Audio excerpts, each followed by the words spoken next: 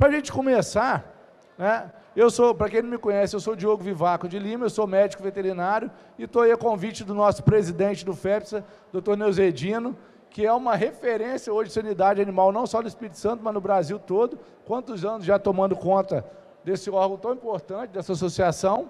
E aí, com isso, a gente vai promover, então, uma série de troca de informações a partir desse momento.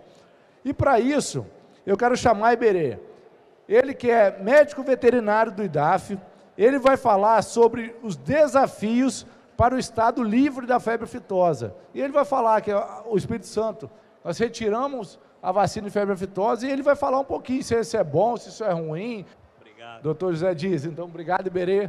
Só passa a palavra, desejando bons trabalhos para toda a equipe do FEPSA, todo mundo está aqui presente, e vamos falar um pouquinho sobre essa importante doença que é a febre aftosa.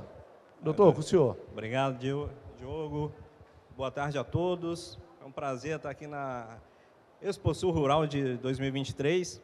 Vamos falar um pouquinho aí com vocês sobre todo esse processo, né? Tudo que aconteceu ao longo do tempo e o que tem para acontecer, né?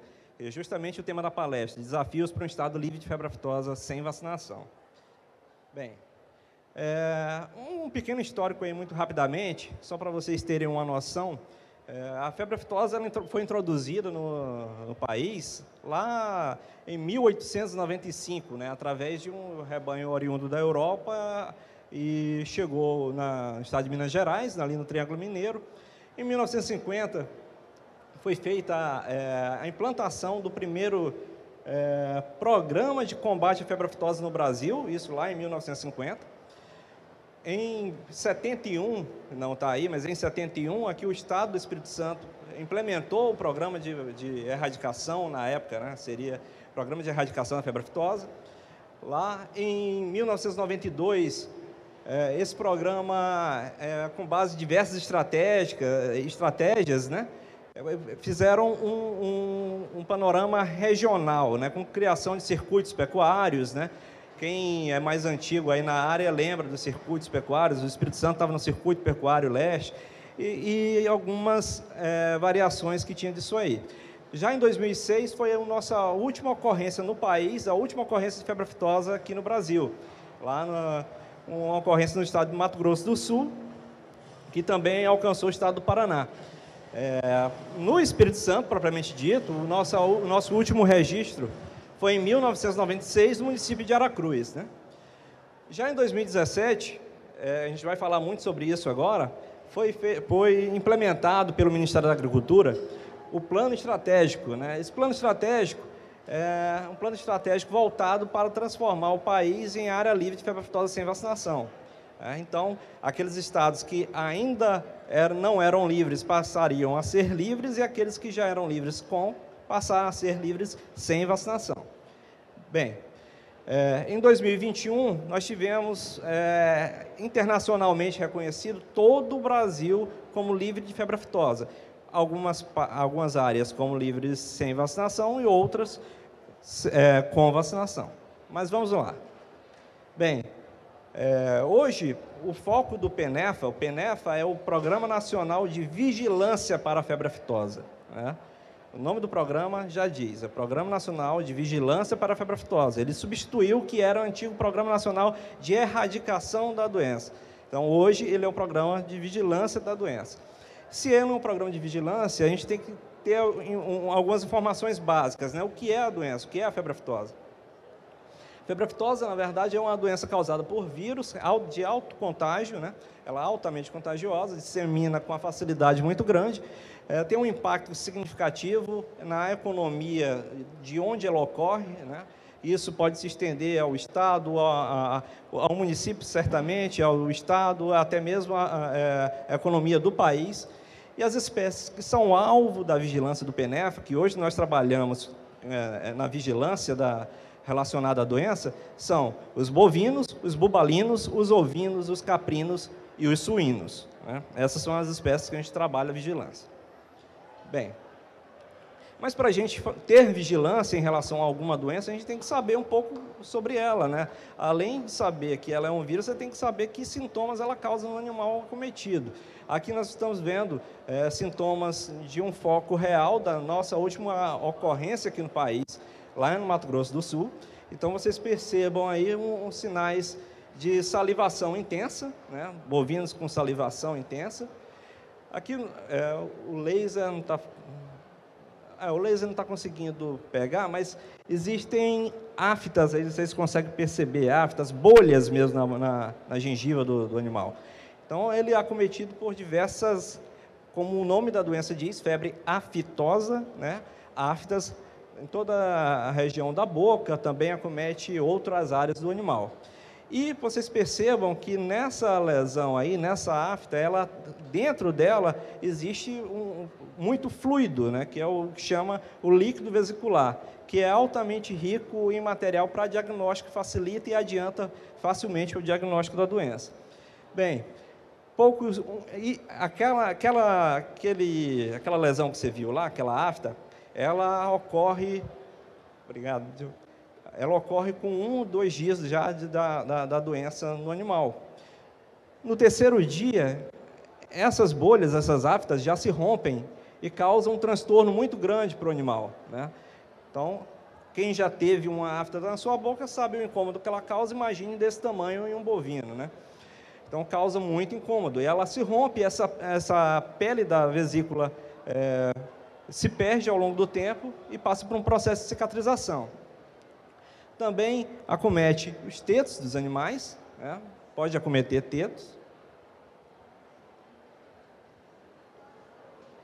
E também ela pode ocorrer entre o casco, né?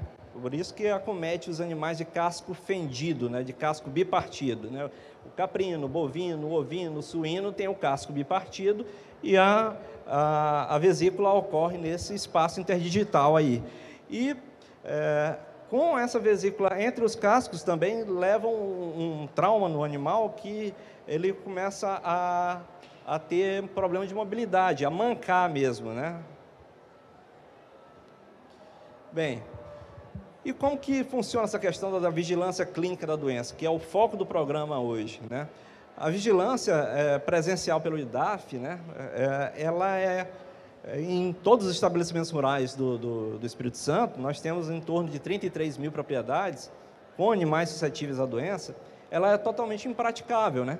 Então, com a quantidade de profissionais que nós temos, que dispomos, a quantidade de propriedades rurais nos 78 municípios do estado, é impraticável uma vigilância ativa, que é aquela que o próprio profissional do órgão vai lá fazer na propriedade rural.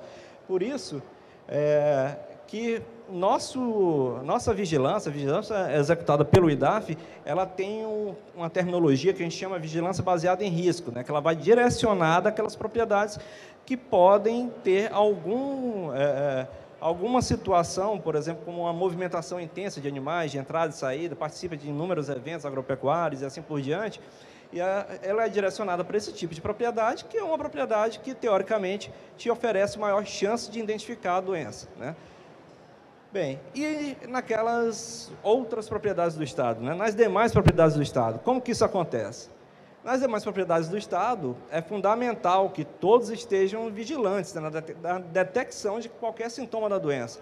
E isso envolve produtores rurais, pessoas responsáveis pelos cuidados com os rebanhos, médicos veterinários autônomos e qualquer cidadão. Justamente essa nossa presença aqui e essa divulgação dentro da Exposul Rural de Cachoeiro aqui em 2023, ela faz parte desse processo também de orientação, de participação ativa, né, do produtor rural, porque ele é a pessoa mais próxima ali do seu rebanho, que identifica primeiro a ocorrência de qualquer lesão, qualquer doença nos seus animais e tem a possibilidade de informar o IDAF com a maior velocidade possível. Bem, eu identifiquei um caso suspeito de doença vesicular ou um caso suspeito de febre aftosa. E agora? Né? O que eu faço?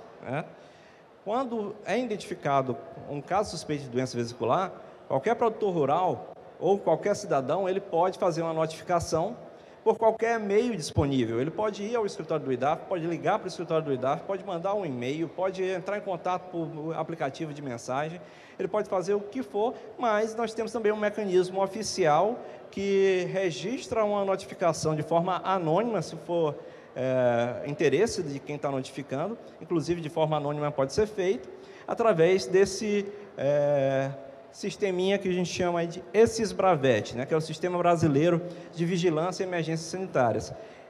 O acesso a esse sistema, vocês conseguem facilmente na página principal do próprio IDAF, inclusive na página principal do Ministério da Agricultura.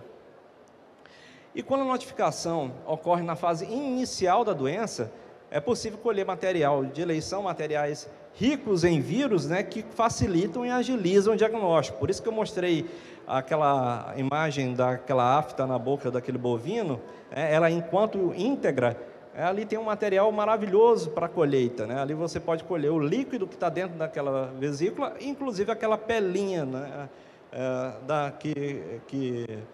da própria vesícula. Então, aquele sinal clínico ali, vocês só vão conseguir visualizar em até 3 dias, né, da evolução da doença. Por isso que a notificação rápida permite que a gente consiga chegar àquela propriedade rural onde está ocorrendo a situação e colher um material de eleição, né, um material que possa agilizar o diagnóstico a partir do momento que for colhido.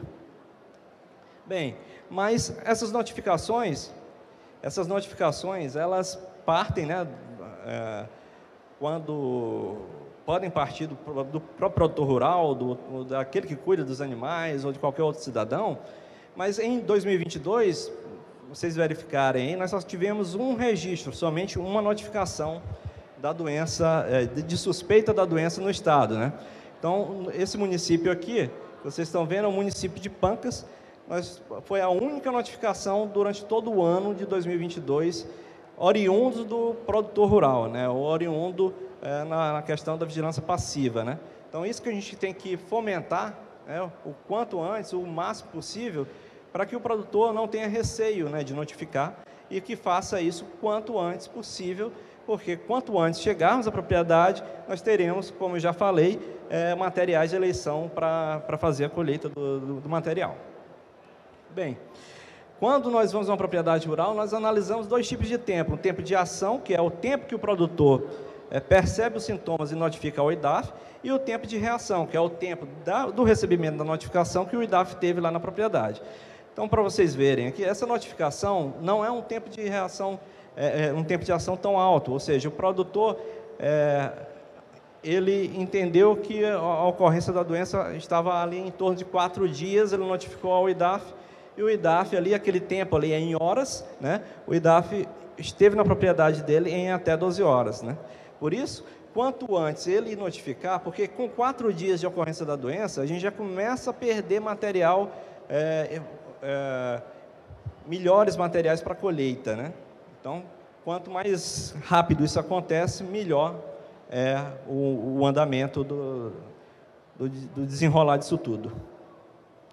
Bem, continuando aí com a vigilância clínica da doença, a vigilância das propriedades, né, ela deve ocorrer, né, de forma para impedir que qualquer animal suspeito de alguma enfermidade, ele circule, né, que ele seja enviado para eventos agropecuários, como é o caso da Exposul Rural, ou frigoríficos, né, estabelecimentos de abate.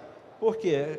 Por isso que a gente pede os esforços dos produtores rurais, dos médicos veterinários, dos tratadores de animais, ao identificar qualquer sintoma compatível com a doença, né, ou com doenças transmissíveis, que não movimentem esses animais, né, que não levem principalmente para outras propriedades, para eventos agropecuários, para estabelecimentos de abate, sempre evitando qualquer movimentação desses animais e acionando o IDAF com a maior brevidade possível, obviamente, né? Por quê? Porque nós sabemos que em eventos agropecuários, leilões, feiras, exposições, são reconhecidos hoje mundialmente como os mais importantes pontos de disseminação da febre aftosa. Então, se eu tenho qualquer animal suspeito, eu não levo para um evento. Por quê? Porque você pode ser percebido esse animal naquele evento e trazer transtornos para aqueles outros produtores rurais que estão ali participando, né? Assim como vocês podem ver nessa imagem, né? Num evento agropecuário, vem animais de diversas propriedades que saem do evento para outras propriedades, e assim, aquele rebanho que participou da Expo Sul Rural de Cachoeiro de Itapemirim vai alcançar diversos outros municípios que nem sempre são aqueles de origem dos animais, né? Assim como no próprio estabelecimento de abate. Nos estabelecimentos de abate, né, também pode ser percebido algum animal com lesão. Isso causa transtorno também, porque esse lote tem que ficar para o final do lote, pode prejudicar a saída de material de animais já abatidos naquele dia, então traz uma série de transtornos. Portanto, percebendo-se na propriedade rural ainda que tem animal com qualquer lesão característica, né, de doença vesicular, não deve ser movimentado, não deve ser encaminhado, muito menos para exposições ou para estabelecimentos de abate. Agora nós vamos entrar no X da questão com a retirada da vacinação, que é o plano estratégico desenvolvido, que foi criado pelo Ministério da Agricultura para ser aplicado em todo o Brasil, né, por todos os órgãos de defesa agropecuária, como é o caso do IDAF aqui no Espírito Santo. Esse plano estratégico ele tinha a visão de estruturar os serviços veterinários oficiais, trazer responsabilidades compartilhadas com os setores interessados e também de tirar, obviamente, que é o objetivo final, de ter o país todo reconhecido como livre de febre aftosa sem vacinação. Sim, então, como vocês já viram aqui no início, antes de começar a palestra, esse slide representa aí os integrantes da equipe gestora estadual do Espírito Santo, a nossa EGE. Na verdade, o plano estratégico previu isso, né? Que o programa fosse debatido entre todos os interessados, né? E vocês percebam aí que a nossa EGE é composta por diversas instituições, diversos órgãos, diversos atores que são diretamente ligados ao agronegócio, né? Por favor, o próximo.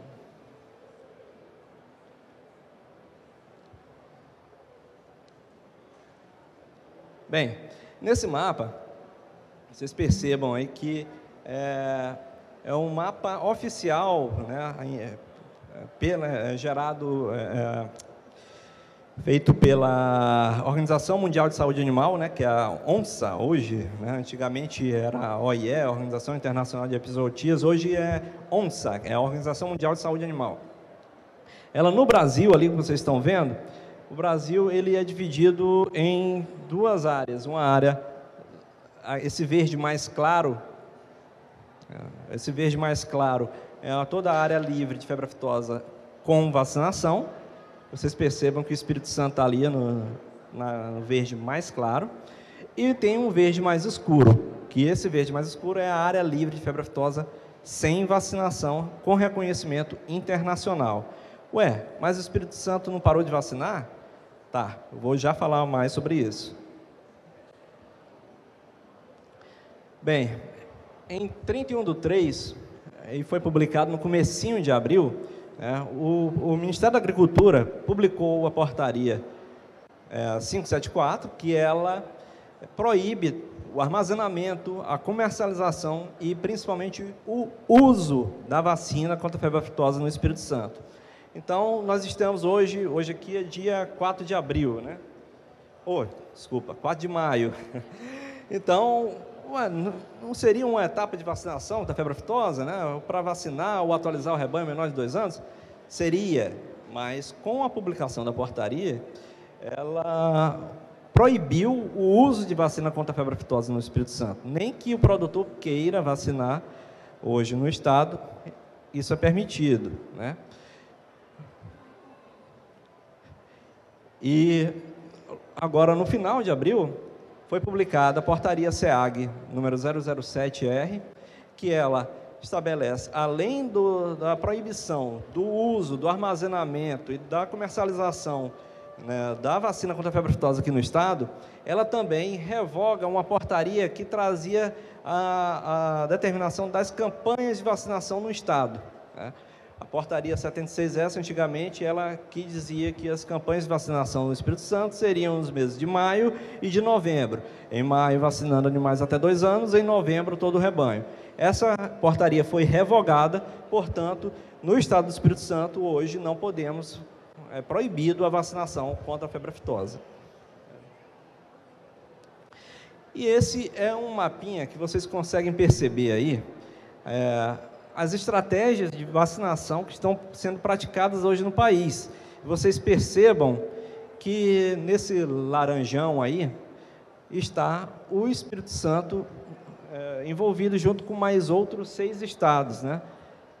São 7 estados que foram autorizados pelo Ministério da Agricultura a deixar de vacinar agora a partir da publicação da portaria, né? Portanto, o Espírito Santo, Minas Gerais, Tocantins, Goiás, Distrito Federal, Mato Grosso do Sul e Mato Grosso, eles estão proibidos de vacinar contra a febre aftosa, e essa hoje é a estratégia de vacinação utilizada no estado. Bem, e eu estou falando de parar de vacinar, de tudo isso, mas quais são os detalhes para o avanço do status sanitário do Espírito Santo para livre de febre aftosa sem vacinação? Vamos lá. Bem, o Espírito Santo hoje está no que chamamos de transição, né? Transição é o intervalo da mudança do estado sanitário ali, de livre de febre aftosa com vacinação para o livre de febre aftosa sem vacinação. Isso é o que o estado está passando, é um processo de transição. Portanto, esse é o nosso processo hoje. O Espírito Santo continua livre de febre aftosa com vacinação, porém, ele foi autorizado a parar de vacinar. Então, vou deixar isso mais claro aqui ao longo da nossa conversa. Quando eu falei lá do plano estratégico, né, o plano estratégico também estabeleceu divisões do país, né? Divisões do país em blocos. Os blocos são 5 blocos, e o Espírito Santo faz parte do bloco 4 de retirada da vacinação contra a febre aftosa, né? O bloco 4. O bloco 1, em amarelo ali, e o bloco 5 também em amarelo, são os 2 blocos de estado que tem todos os estados reconhecidos internacionalmente como livres de febre aftosa sem vacinação. Então, os que estão em amarelo estão livres de febre aftosa sem vacinação. E os demais blocos ali, bloco 2, 3 e 4, são estados hoje considerados livres de febre aftosa com vacinação, que é o caso do Espírito Santo, que se encontra no bloco 4. Na configuração atual, né, como que se daria a evolução do plano estratégico, né, nos blocos? Na configuração atual, os blocos 2, 3 e 4, né, como eu já falei, compõem a única zona livre com vacinação reconhecida internacionalmente. E o desafio atual é a estratégia de transição desse bloco nosso aqui, que é o bloco 4, como que a gente vai passar de livre de febre aftosa com para livre sem. Então, existem algumas estratégias sendo discutidas, né, ao longo das equipes gestoras estaduais. A estratégia 1 seria o pleito independente dos blocos, ou seja, seria o bloco 4 lá que o Espírito Santo se encontra. Todos os estados teriam que ter cumprido todos os critérios e indicadores preconizados pelo Ministério da Agricultura, e só que os estados com divisa com os demais blocos, né, que é o caso ali do estado do Mato Grosso, o estado do Tocantins, o estado da Bahia, Sergipe, eles teriam que implantar estruturas de fiscalização entre os estados que não tivessem evoluído junto, entre o bloco que não tivesse evoluído junto. E aí geraria um custo muito alto para esses estados. Mas essa é uma das estratégias. A estratégia 2 seria o pleito conjunto dos blocos 2, 3 e 4. Esse aí seria o melhor dos mundos. Por quê? A grande vantagem seria a ausência de investimentos em estruturas de fiscalização entre os blocos, mas dependeria da evolução dos 22 estados que ainda não retiraram a vacinação. Então, é uma evolução de muita gente junta ao mesmo tempo. Nesse caso, a última vacinação de todos seria realizada até o final de 2024 e o processo seria submetido à Organização Mundial de Saúde Animal até final de 2025. Essa é uma possibilidade que também está sendo ventilada. E o último é o pleito independente de qualquer estado ou grupo de estado. Aquele estado que se sentir pronto para fazer a retirada e isolar o estado dos demais, ele pode solicitar a retirada da vacinação também, mas não é o interesse do Espírito Santo. Bem, então, 2023, o Espírito Santo já será um estado com status de livre sem vacinação, já que eu parei de vacinar? Não. Respondendo à pergunta, o Espírito Santo teve a suspensão da vacinação autorizada pelo MAPA, né? A suspensão da vacinação autorizada pelo Ministério da Agricultura, porém, isso foi desvinculado do reconhecimento internacional de livre de febre aftosa sem vacinação. E esse é o nosso o desenho do bloco, né? Hoje, onde o Espírito Santo se encontra, no bloco 4, por exemplo. O bloco 4 é representado por quem está em rosa, por quem está em cinza. Quem está em rosa ali são os estados que pararam de vacinar esse ano, e os que estão em cinza participam do mesmo bloco, mas não foram autorizados a parar de vacinar, que é o caso do Rio de Janeiro, São Paulo, Bahia e Sergipe. Bem, e como funcionarão as regras de trânsito, né, em 2023? A gente vê um típico produtor rural cachoeirense, protegendo do frio, né? E vamos lá, como funcionam as regras do trânsito? As regras de trânsito são simples para a gente porque não haverão mudanças. Os estados que praticam a vacinação podem mandar animais vacinados para o Espírito Santo, assim como o Espírito Santo pode mandar animais vacinados para os estados que continuam praticando a vacinação. Entendeu? Porém, o transporte de animais vacinados para as áreas livres de febre aftosa sem vacinação, com reconhecimento internacional, não sei se vocês lembram no mapinha lá que eu mostrei aquelas áreas em amarelo, né, que é o sul do país, é uma ponta da região norte, esses estados não podem receber animais vacinados, né? Continua proibido a entrada de animais vacinados em área livre sem vacinação. Portanto, para ser mais didático, esse é o mapinha hoje do trânsito no Brasil, no Espírito Santo, com origem no Espírito Santo. O Espírito Santo pode só estar proibido de enviar animais suscetíveis à febre aftosa, né, bovinos, bubalinos, ovinos, caprinos, suínos, para essas áreas aí, Acre, Rondônia, parte do Amazonas e Mato Grosso, e os estados da região sul. É a única região que hoje o Espírito Santo é proibido de enviar animais suscetíveis à febre aftosa. As demais áreas do estado, o Espírito Santo pode mandar para qualquer um e pode receber de todos eles, inclusive das áreas livres sem vacinação. Bem, e quais são as principais demandas para 2023, né, para a nossa equipe gestora? Seria a implementação das campanhas de atualização cadastral. As campanhas de atualização cadastral, elas substituirão as campanhas de vacinação contra a febre aftosa que eram praticadas até o ano passado. Essas campanhas de atualização cadastral estão em fase de definição e serão divulgadas tão logo seja estabelecido pela equipe gestora, né?